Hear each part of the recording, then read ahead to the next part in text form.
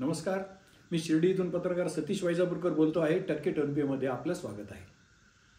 नगर दक्षिण लोकसभा मतदारसंघामध्ये विद्यमान खासदार डॉक्टर सुजय विखे पाटील विरुद्ध अजितदादांच्या गोटात असलेले पारनेरचे आमदार निलेश लंके यांच्यात लढत होणार की आणखी काही वेगळं चित्र दिसणार याबाबत सस्पेन्स निर्माण झाला आहे. आणि तो सस्पेन्स दस्तूरखुद्द आमदार निलेश लंके यांनीच निर्माण केला आहे. काल त्यांची खासदार शरद पवार साहेबांसोबत झालेली न झालेली भेट यामुळे हा सस्पेन्स निर्माण झाला आहे. लंके माध्यमांशी बोलताना म्हणाले की लोकसभा निवडणूक लढवायची की नाही हे मीच स्वतः अद्याप ठरवलं नाही, तर मी तुम्हाला काय सांगू. काल परवापर्यंत त्याच्या आदल्या दिवशी त्यांच्या ज्या वाढदिवसाच्या जाहिराती प्रसिद्ध झाल्या त्यावर आपण चर्चा केली. त्यात त्यांचेच कार्यकर्ते म्हणतायत की दिल्ली अब दूर नाही. आणि आज म्हणजे काल लंके सांगत होते की मी अद्याप तसं काही ठरवलं नाही. आता खरं म्हणजे अगदी कालच्या घटनेनंतर किंवा गेल्या काही दिवसापर्यंत अगदी आजपर्यंत दक्षिणेमध्ये खासदार डॉक्टर सुजय विखे पाटील विरुद्ध आमदार निलेश लंके अशी लढत होईल हे दक्षिणेतले मतदार आणि माध्यम सुद्धा गृहीत धरून मांडणी करत होती. पण कालच्या या सगळ्या प्रकारामुळे सस्पेन्स वाढला. आता गंमत बघा, काही दिवसापूर्वी लंकेंनी खासदार अमोल कोल्हे जे की आज पवार गटातले प्रमुख नेते आहेत त्यांची भूमिका असलेलं महानाट्य आयोजित केलं.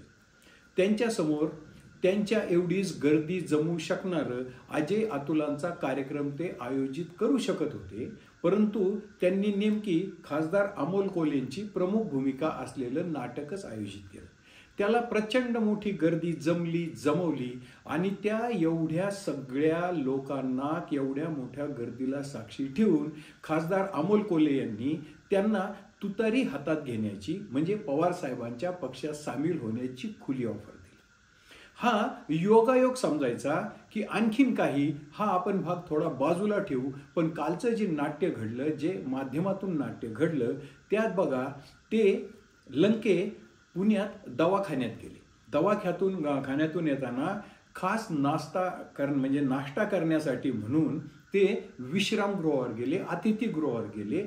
योगायोग आणखीन बघा असा, तेथे नेमके त्यांना 2 दिवसापूर्वी खुली ऑफर देणारे खासदार अमोल कोल्हे उपस्थित होते. आणि हजारो लोकांसमोर ज्या कोल्हेंनी त्यांना पवार गटात किंवा पवार साहेबांच्या पक्षात येण्याची खुली ऑफर दिली, यावेळी मात्र दोघांमध्ये तशी काहीही चर्चा झाली नाही. चर्चा झाली फक्त महानाट्यावर. म्हणजे महानाट्यात खुली ऑफर आणि एकांतात महानाट्यावर चर्चा झाली असे लंके सांगतात. त्यावर आपण विश्वास ठेवायला हरकत नाही. आता खरं म्हणजे लंकेंना जर लढायचं असेल, त्यांनी अद्याप तसं काही ठरवलेलं नाही असं ते काल सांगत होते, पण त्यांना जर लढायचं असेल तर त्यांच्यासमोर 2च पर्याय आहे. एक तर पवार साहेबांच्या पक्षात प्रवेश करायचा, ज्यावरून की कालचं नाट्य घडलं, किंवा अजितदादांच्या पक्षाला ही जागा मागून घ्यायची. पण आता तेही एवढं सोपं आहे असं नाही. याचं कारण असं आहे की वाटाघाटी समान शक्ती असलेल्या पक्षामध्ये होतात. आज भाजप हा मोठा भाऊच नव्हे तर कारभारी आहे. त्याच्यामुळे भाजपचं वाटाघाटीमध्ये भाजपचं या 2 पक्षांना ऐकावं लागणार, त्यागाची भूमिका घ्यावी लागणार, थोडासा कमीपणा घ्यावा लागणार, हे उघड आहे.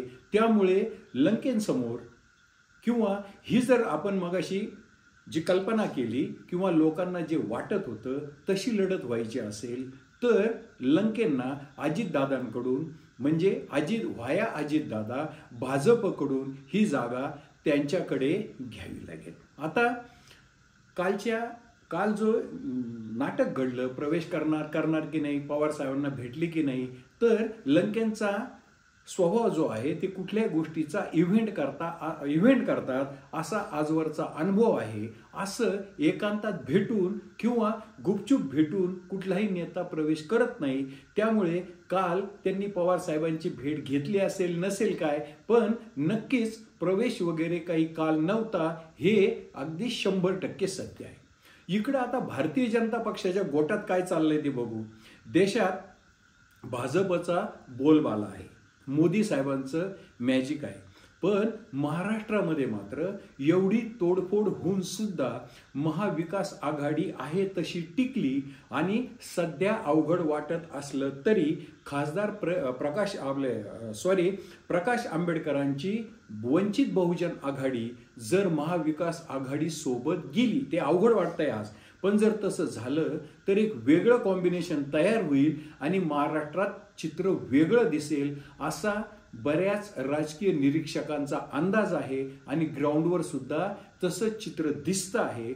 दोन पक्ष फोडून सुद्धा भाजपला येथे म्हणजे भाजप जे केंद्रातले पक्षश्रेष्ठी आहे त्यांना आज तरी आपण सेफर साईडला आहोत असं वाटत नाही। महाराष्ट्रातलं चित्र, महाराष्ट्रातली राजकीय रचना काहीशी वेगळी आहे, त्यामुळे भारतीय जनता पक्ष सावध पावलं टाकतो आहे आणि त्याचाच एक भाग म्हणून अशी चर्चा आहे की खासदार डॉक्टर सुजय विखे पाटील यांच्याऐवजी त्यांचे वडील महसूल मंत्री राधाकृष्ण विखे पाटील यांना भारतीय जनता पक्ष मैदानात उतरवू शकतो अशी चर्चा आहे। मुळात भाजपमध्ये सुद्धा निष्ठावानांमध्ये चलबिचल आहे आणि तिथले आमदार, विधान परिषदेवरचे आमदार राम शिंदे हे देखील बिथरलेले आहेत। हे जरी सगळं खरं असलं तरी आज ही देखील वस्तुस्थिती आहे की विखे पाटलांसारखा म्हणजे खासदार डॉक्टर सुजय विखे पाटील असतील किंवा महसूल मंत्री राधाकृष्ण विखे पाटील असतील, इतका मोठा अनुभवी यंत्रणा असलेला नेता आज तरी भारतीय जनता पक्षाकडे नाही। त्यामुळे आजचं जे दृश्य स्वरूपातलं चित्र आहे ते हे असं आहे की दक्षिणेत आज भाजपकडे विखेन एवढ्या बलाढ्य नेता नाही।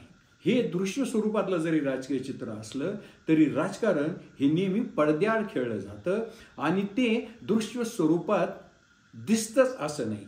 महाविकास आघाडीचे म्हणजे महाविकास आघाडीचे आणि महायुतीचे दोन्ही उमेदवार म्हणजे जागा वाटप लवकरच निश्चित होईल। कदाचित महायुतीचे उमेदवार उद्याच डिक्लेअर होतील किंवा जाहीर केले जातील। त्यानंतर लंके काय भूमिका घेतात, दिल्ली त्यांच्या दृष्टीने किती दूर आहे, अजितदादा त्यांना कितपत थोपवतात यावर म्हणजे अजितदादा त्यांना थोपवतात की ते खासदार कोल्हेंनी त्यांना दिलेली खुली ऑफर स्वीकारतात, हे महायुतीच्या जागा वाटपानंतर स्पष्ट होईल। लंके आज म्हणताय की अद्याप तरी मी माझा निर्णय घेतलेला नाही, म्हणजे लोकसभा निवडणुकी लढवायची आहे की नाही, पण महायुतीच्या जागा वाटपानंतर मात्र चित्र स्पष्ट होईल अशी सध्याची परिस्थिती आहे। जर आणि तर याला राजकारणात काही महत्त्व नसलं तरी दक्षिणेमध्ये डॉक्टर सुजय विखे पाटील विरुद्ध पवार साहेबांच्या पक्षाचे आमदार रोहित पवार अशी लढत होईल का, किंवा खासदार डॉक्टर सुजय विखे पाटील विरुद्ध पवार साहेबांच्या पक्षाचे प्रतापराव ढाकणे अशी लढत होईल का डॉक्टर सुजय विखे पाटील विरुद्ध आमदार निलेश लंके म्हणजे पवार साहेबांच्या पक्षात ते गेले तर अशी लढत होईल का, अशा कल्पना आपण करायला अद्याप आपल्याला 2 दिवसांचा वाव आहे, 2 दिवसांची मुदत आहे। तोपर्यंत तरी दक्षिणेत डॉक्टर सुजय विखे पाटील विरुद्ध आमदार निलेश लंके याबाबत लढत होईल का नाही हा प्रश्न अनुत्तरित राहणार आहे। दोन्ही बाजूंची परिस्थिती कथन करणारं, परिस्थिती समोर मांडणारं विश्लेषण जे मी आज केलं आहे ते जर आपणास आवडलं असेल तर माझं टक्के टोनपे हे चॅनल सबस्क्राईब करा, लाईक करा, शेअर करा। जय हिंद, जय महाराष्ट्र।